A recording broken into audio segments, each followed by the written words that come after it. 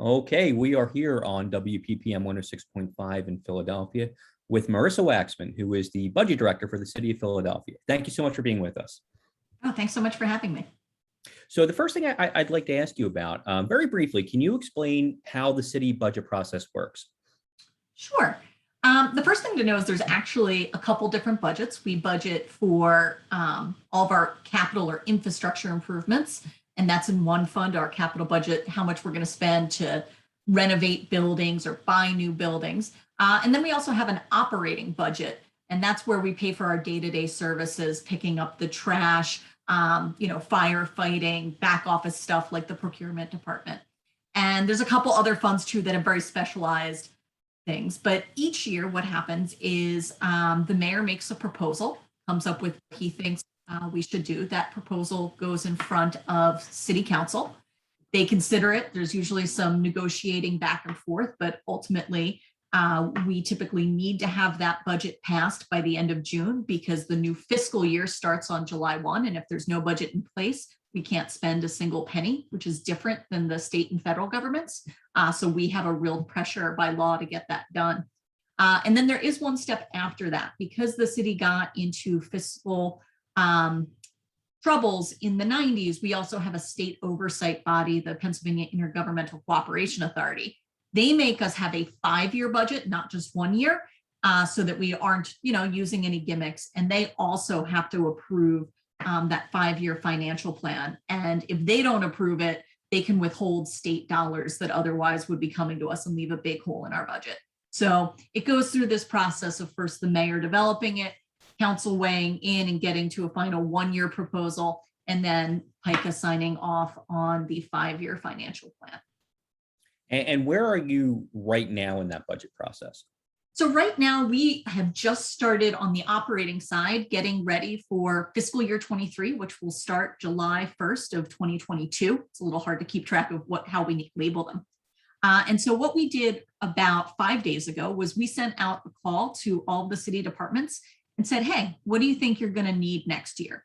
Tell us how much it would cost for sort of status quo to keep doing what you're doing, because sometimes costs change even if what you're doing isn't changing. We also asked them, what new resources are you looking for? What do you want to do? And at the same time, we also say, okay, if you had less resources, tell me where you would pull back or where you would reallocate. So they both have the chance to ask for more, but also think through, okay, if they had to make do with less. Departments are going to get back to the budget office with that in the beginning of January.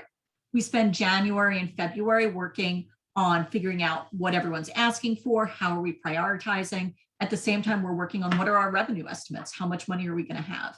And then typically early March is when the proposal goes to council. And just very quickly, what is the budgeting model that you use? I know there's a couple of terms, zero-based budgeting and things like that, but how do you look at the budget? So we use what's called program-based budgeting, which is where we are typically tying how much we're spending to various performance measures. How much are we going to get? So when we look at a budget, there's numbers, we talk about dollars. Here's how much, the streets department gets. But we also might ask questions like, okay, well then with that much money, how many potholes will get redone? How much trash will get picked up on time. And so we spend a lot of time focusing our budget in terms of what are we trying to get for that money. There's a lot of different ways then to philosophically approach the budget. One of the things we've really been focused on for the past few years and will continue to make part of the effort is using a racial equity lens, understanding what disparities exist and how our spending decisions can help begin to eliminate those disparities. Now, is the city right now on target to hit its revenue projections?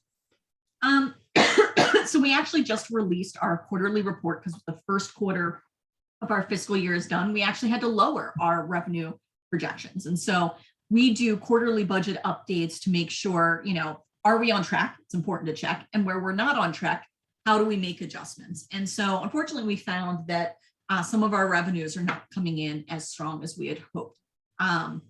And so we make adjustments. And so we're constantly updating throughout the year. So right now we are looking at coming in a bit lower than initially projected, but we've also found some savings, some other things happening. So we anticipate we're still going to end the year with a balanced budget. We also know that we ended last year with more money than we initially thought. So we're still in good shape for now, but things are constantly changing. And the tax projections are one of the things that give us concern. So when that happens, when you have a readjustment that's lower than what you expected, does that then, do you look at that and say, okay, we have a plan for this, we kind of have an idea of what we would do if we have to live with this number? Mm-hmm. Or is it more of a reactive thing where you say, okay, this isn't what we were expecting, so we have to go back to the different departments and say, okay, those things that you told us that you might be able to do without, that comes into play now? Yeah, so it's really a blend. Let me start by telling you what we can't do. Once the fiscal year is underway, we are by law not allowed to change the tax rates. So we can't go back to, Philadelphia taxpayers and say, give us more, we're going to raise your rates. So that's not an option. But luckily we do certain things. One of the things we put into our budget is a recession and reopening reserve. So we had already set aside a bit of a cushion for ourselves that we said, if things do turn out a little bit worse than we thought, or if there are unexpected new costs, we set aside a reserve that gives us some wiggle room.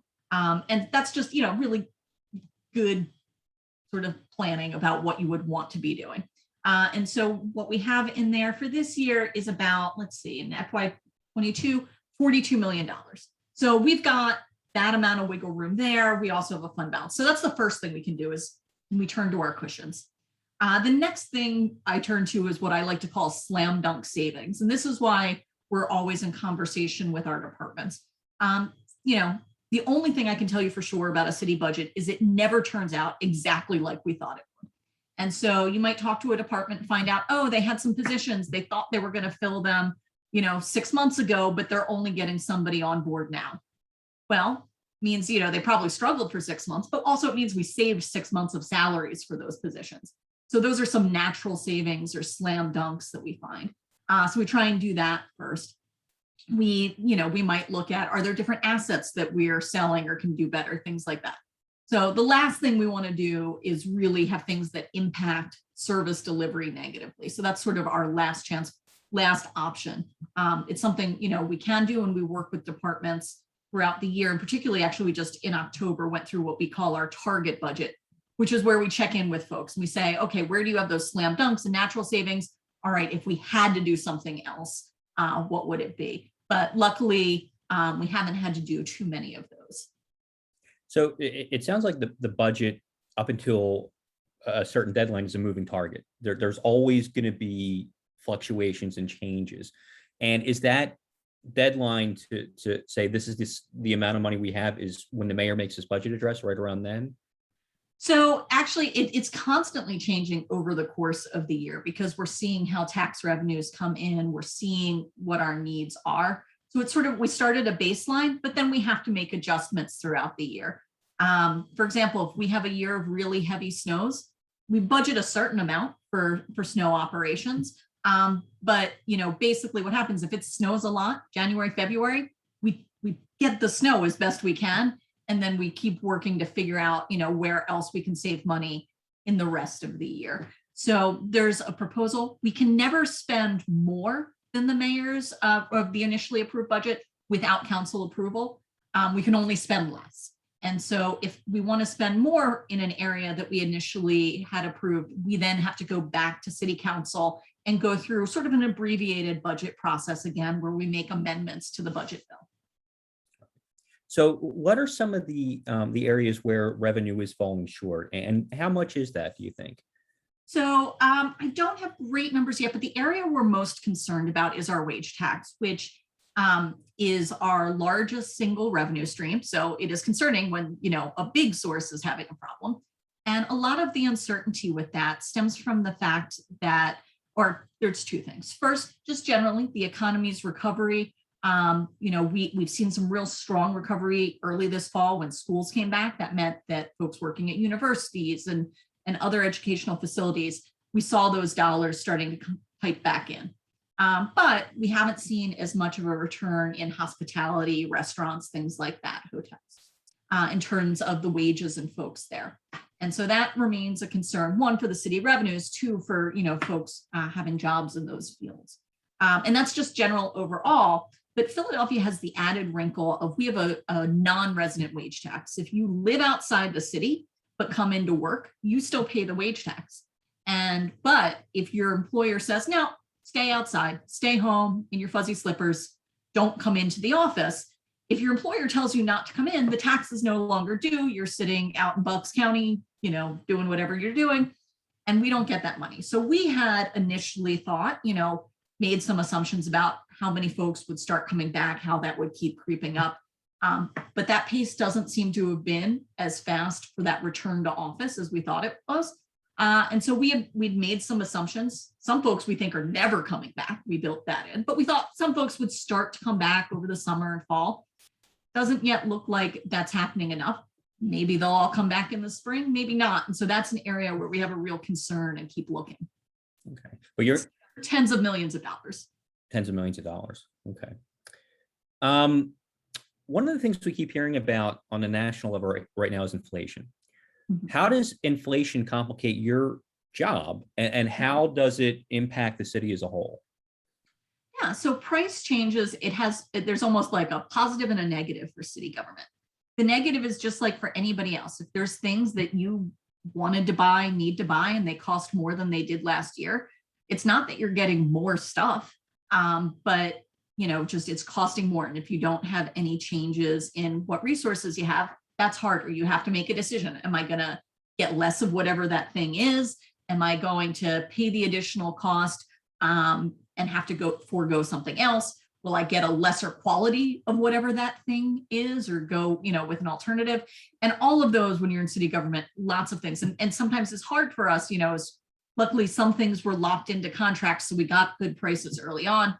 Other stuff, it's hard that we're looking now and we're just shocked by how much it is compared to our old contract we had. So that's the not great part. That's really challenging for us. The only silver lining is, as other folks are paying more for things, our sales tax is actually doing pretty well. It has, throughout this pandemic, surprised us in how much sales tax we thought it would really, flatline for a couple of reasons. Number one, just because, as folks had less resources, it was buying less. Two, because we don't necessarily get all of the money for online sales. That there are some, if there's no physical location of the business in Philadelphia, we're not going to get that 2%. And so we worried as folks switch to buying more online, that would hurt us. But turns out, federal stimulus dollars gave folks money to spend. And then as prices increase and people kept shopping, we actually have seen a really nice collections on our sales tax side. So that's been really good. But as folks sort of spend down their federal stimulus dollars that they got, is that going to change? What's this holiday season? And the other thing that we've heard a lot from the economists we work with is, one of the biggest areas that we get sales tax from is big ticket items. What's a really big ticket item? Cars. But there's supply chain issues there. And so if there aren't, folks can't buy a car because there aren't as many on the lot, we're not going to get the sales tax. And so as that slow down, that's another area we're looking at. So on inflation and the change in prices, some positives when we're getting more sales tax, negatives when we, just like everyone else, need to buy things. All right. And how is the collection of the school income tax compared to last year? And has it kept with the rise in the real estate and stock market? So I was just looking at this, and the school income tax is basically on unearned income. So money you get not from a job. So it really does track very well with the stock market. And folks know the stock market actually continued to do really well. And so, we actually, in fiscal year 21, the fiscal year that ended this past June, collected around $67 million, close to $68 million. In FY20, the year before, just under 40 million. So a significant increase there. The school income tax, the reason it's called the school income tax is that money all flows to the school district. So that's really good news for them. Okay. I'd like to bring in Denise Clay Murray here on WPPM 106.5. Thank you. And thank you for joining us again, Ms. Waxman. I really appreciate it. when you look at the revenues that are coming in and trying to figure out what changes you may have to make to the budget as a result of a lack of revenue, is there anything that's off the table? Is there anything that you say, no matter what the financials say, we can't cut this or we can't do without this? So in terms of on the spending side, we've got sort of three categories of costs. Some costs are fixed and we really can't do anything about it. It's like when we borrowed money in the past, we have to make debt service payments now. We owe that money back to a bank. You know, we really don't have a choice. And so that's like that and pension costs that we have promised to our employees. Those are our real fixed expenses. Can't do anything. Then we have a category of what we call inflexible expenses. And that is things that are very hard for us to change without a dramatic change in government operations, the types of services that Philadelphians rely on. And so that has things like health benefit, health benefits for current employees, because a lot of those are subject to union contracts. And so we can't change like how much we provide in terms of health benefits. We could only dramatically change how many employees we have. And so that would have a huge impact. And then, so, you know, that's what we look at is about fixed or inflexible. And that's about 50% of our budget of stuff that is really hard or impossible to change. So it means we have a lot less wiggle room when we get down to it. On the how we're raising revenue side, the things that constrain us most are the state constitution. There are a lot of rules about what we're allowed to tax, who we're allowed to tax, how much we're allowed to tax. We can't do anything that the state is already doing. And we also aren't allowed to have like a graduated income tax or property taxes. Everybody under the state constitution has to pay the same rate, regardless if you made $100 million or, you know, if you made $35,000 last year. And so we have some real constraints on how we raise money based on state law and the state constitution. Okay, now you mentioned the school district, and I know the school district and the city are two different entities, but the city council, you know, does a lot of money for the school district. So when you all are putting together your budgets, do you sit down and talk at all about what the city is going to give, what you need, and how everything can match up? Yeah, so those are conversations that particularly my boss, the city's finance director, and the CFO of the school district stay in pretty regular contact. So they're talking all throughout the year to understand what the financial picture is. And education is the area that under Mayor Kenny has had the most significant expansion in funding, whether it's direct funds to the school district that increase over his administration that has gone up by more than $1 billion, as well as other educational investments like PHL pre-K. And so we look at the picture of what does the school district need, but we also try and figure out, well, what else is coming in? So, you know, there's a lot that we think state can and should do, but sometimes we have to recognize the reality that if other folks are not doing what we think they should, we don't want kids to be the ones who sort of are left holding the bag. So that's why we've increased the city contribution so much. And even this past year with stimulus dollars and new federal money. So we're looking at all of the different revenue streams for the school district, what needs they have, and how do we balance that against all of the needs just for city service delivery. But it has been an area where there's been a dramatic increase in funding from the city government over the past couple of years so that we can do more. But, you know, as we all know, it still could use more.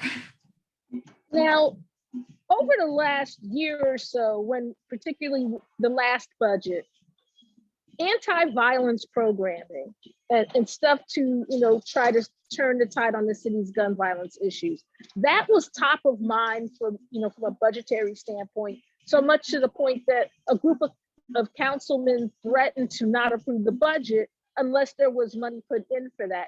Is that still top of mind in terms of the budgetary process? And if so, has there been any talk about adding any more money to the so-called peace budget? So it's still a little early in the process for us to know exactly dollars, because we don't know yet how much money we have, what we're going to do, but anti-violence remains incredibly top of mind. And a lot of the money that was put in last year is recurring. So Bill sort of is in our 5-year financial plan. As I mentioned, we actually do a 5-year budget that gets approved by PICA. So a lot of that was already sort of built into our baseline and is still there for our commitment. And we continue to work with departments that are doing that anti-violence work. And it's really,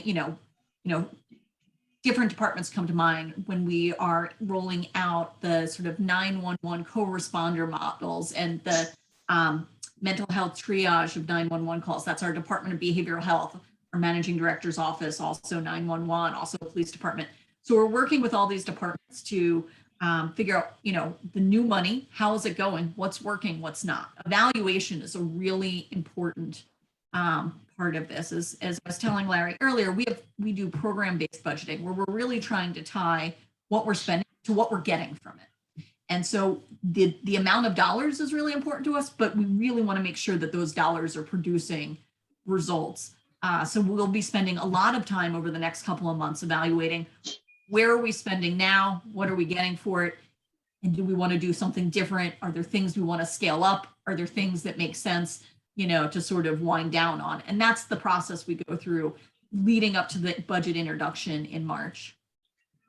Okay, so you said it was a little early to talk about allocations.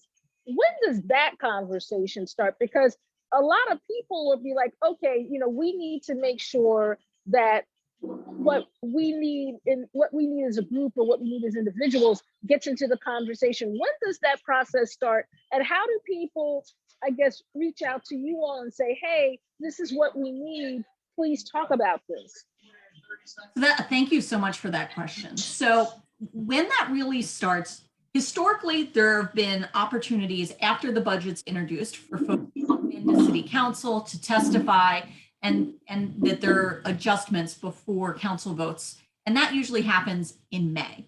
But one of the things we started doing over the last year was we were like, well, we don't want to get people's opinion after we put out a proposal.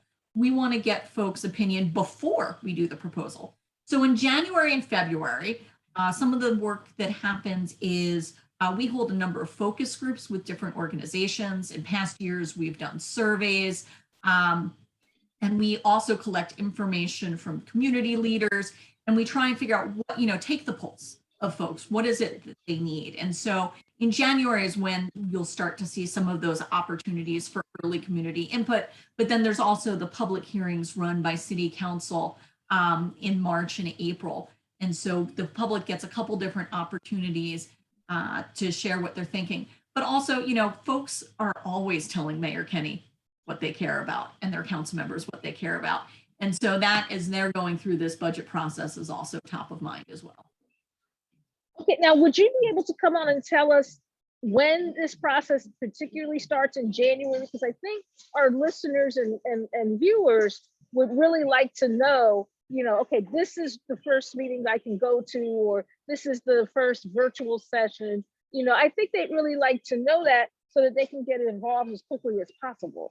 That is such a fabulous, generous invitation. Thank you. We would love to do that. We are always looking for different ways to reach out to folks. So I would be more than helpful. We have actually this year brought on a staffer whose number one charge is participatory budgeting, getting more input.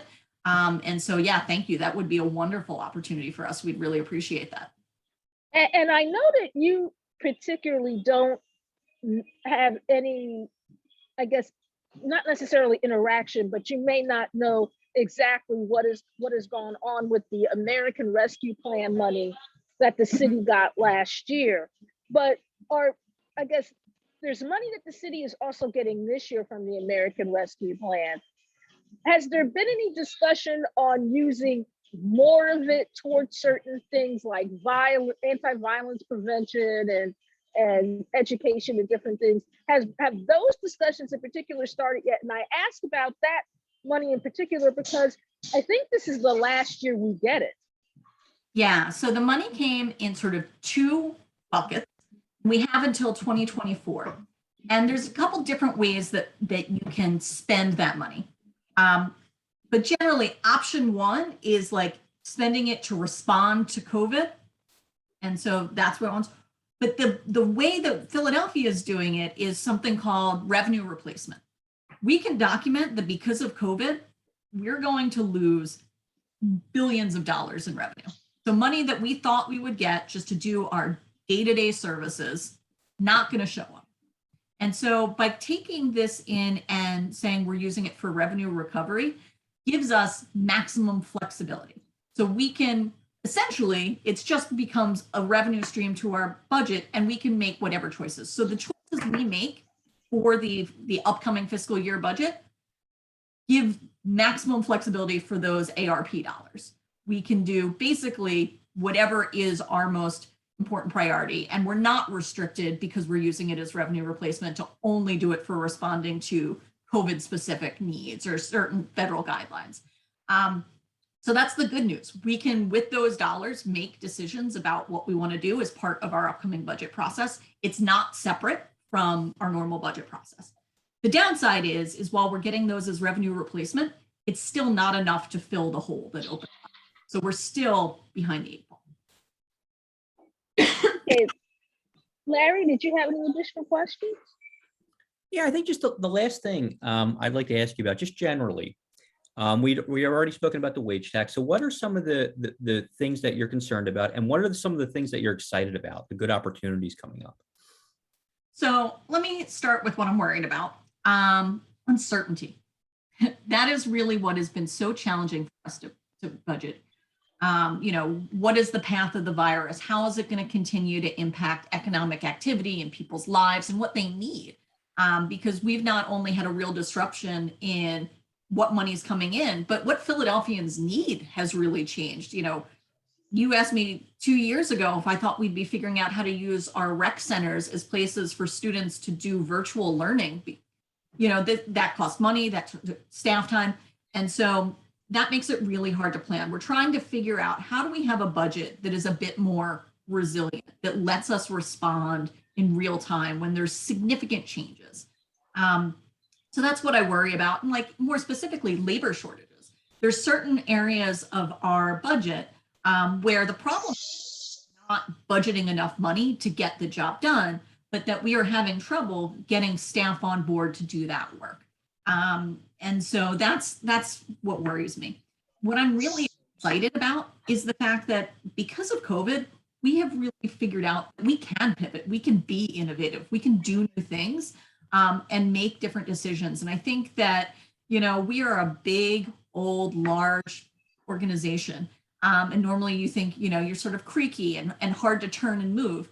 And we learned that we're nimble. We learned that we can do things better. And so I think that's what's really exciting is that we are really open to trying different things and new things. One of the things I was really pleased was in our budget this year and continues next year is something called an operations transformation fund. We set aside a little pot of money saying, we think that departments have ideas about how to do things differently or better. We know it'll cost some money, but we want to give them room and space to innovate. It's almost like a little seed fund, venture capital to make government work better. And so I'm really excited about the fact that we are open to change and we've already proven to ourselves that we can do it. So it creates a lot of opportunities, particularly as we more deeply embed racial equity into our budget process. It lets us know we can do things different. We can make different choices and we can change. And so hopefully we're able to begin to address sort of systemic and institutionalized racism and really begin to address disparities in Philadelphia. Marisa Waxman, City Budget Director, thank you so much for being with us. Oh my goodness, thank you so much for coming. All right.